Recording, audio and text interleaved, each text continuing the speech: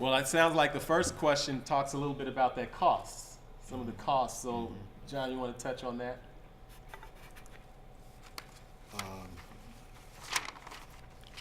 Well, one thing I saw in SNCC in South Georgia, and I'm sure this is true elsewhere, was gang leaders joining the freedom movement. We told them to leave your gun at home. They would actually be arrested. We'd have to talk to them and persuade them to use nonviolence as a method. And the nonviolence revealed the power of the people.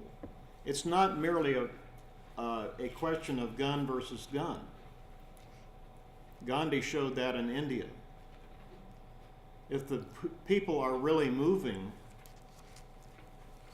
in sentiment and voting with their feet, that's a very powerful thing that can stand up. It's a power that the government can't suppress, as Howard Zinn would state it. Mm-hmm. And who wants to take a stab out of taking money out of politics? We hope. That's a great question. That's, I can.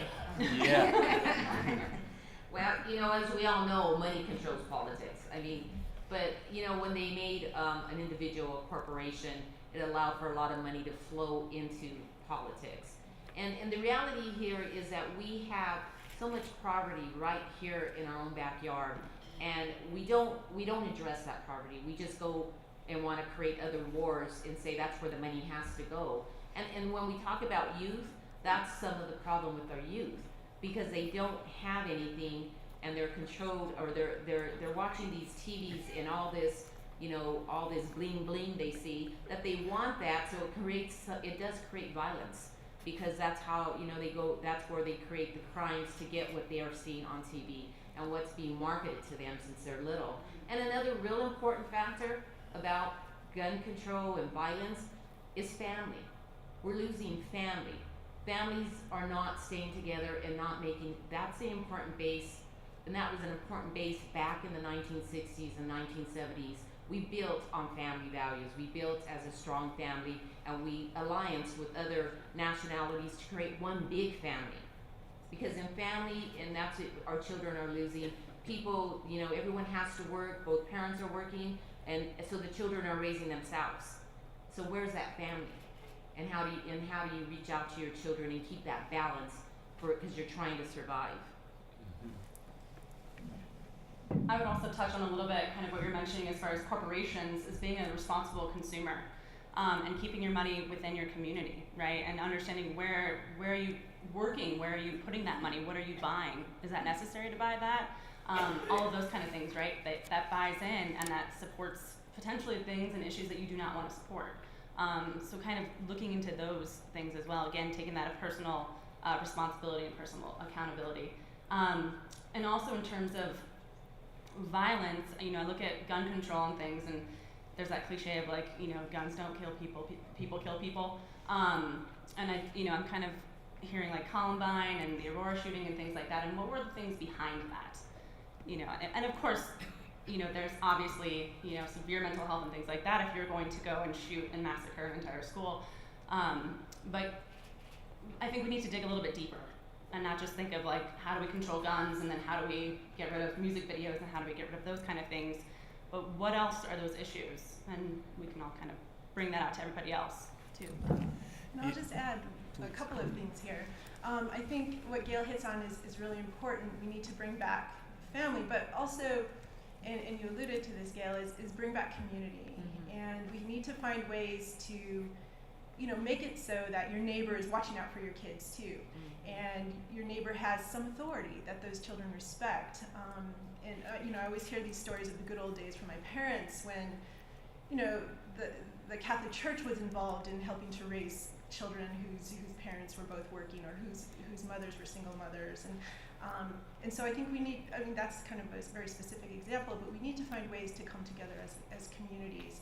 And then also, I think the value of simplicity is something that we're missing as well. In this fast consumer economy, consumer society, we sort of lose lose a sense of what we really need. And so I've been reading a lot on this value of simplicity, going back to what we need, producing what we need, growing community gardens and that sort of thing, and how that creates resilience in communities. And it's something that I've been very intrigued with, and I think there's a real potential there for a movement, and we just need to seize the opportunity. And Ernest, I think some campaign financing legislation, some laws around that can be enacted, and that can happen at the grassroots level with people getting involved in politics as opposed to being discouraged from politics. Because I think that's what the money does. It makes the masses become more distant and discouraged and not wanting to participate. And so I think that if we start becoming more actively involved and use some of the tools of organizing that really work in terms of us coming together, there are a lot more people that are not super, super rich than there are super, super rich people. And so we need to realize that we have numbers on our side, and we can use our collective voice to make change as well. And I think that that's what you all are doing.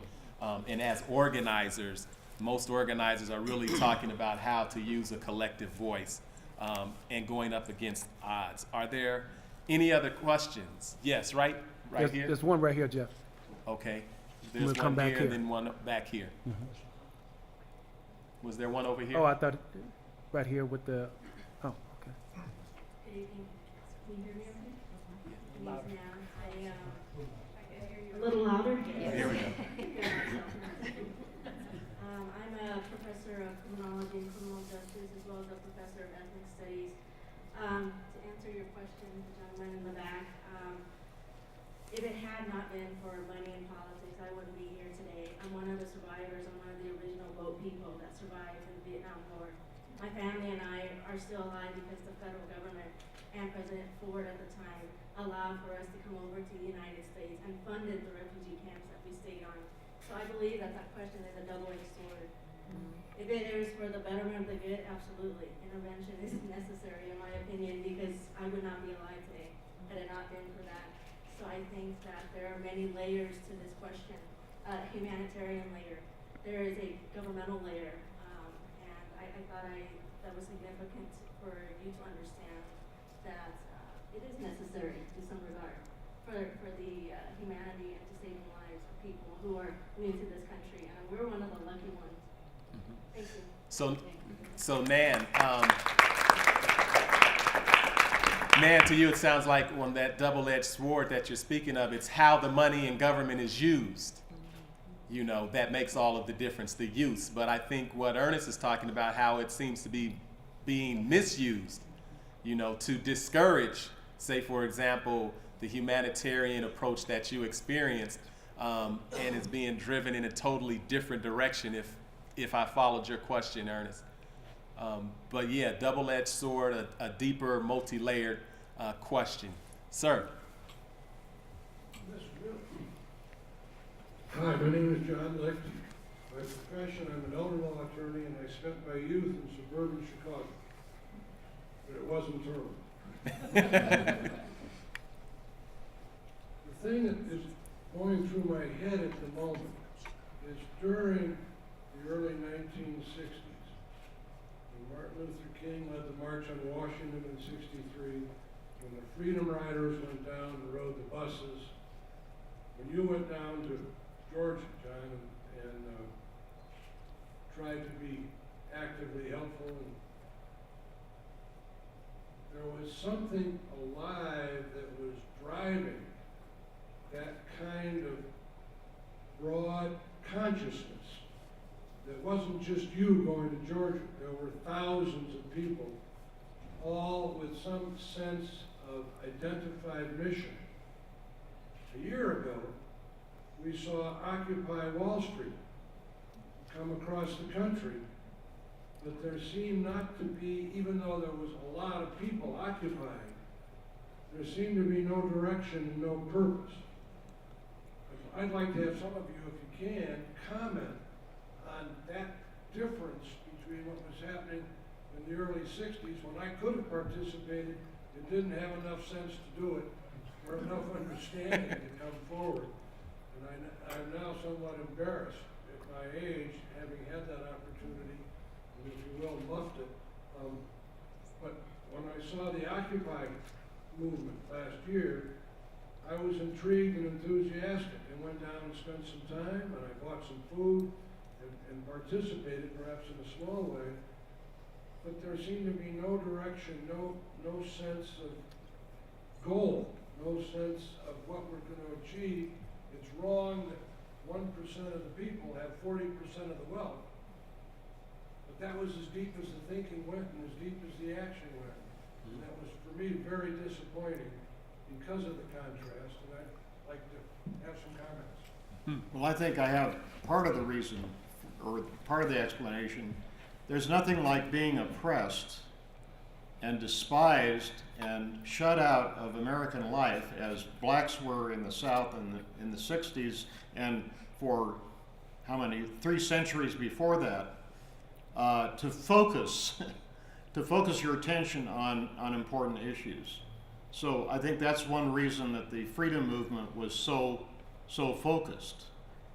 We were not all about just one issue, though. We were about school segregation, voting rights, and a lot of other, and employment rights, and so forth. So I think that's one of the reasons.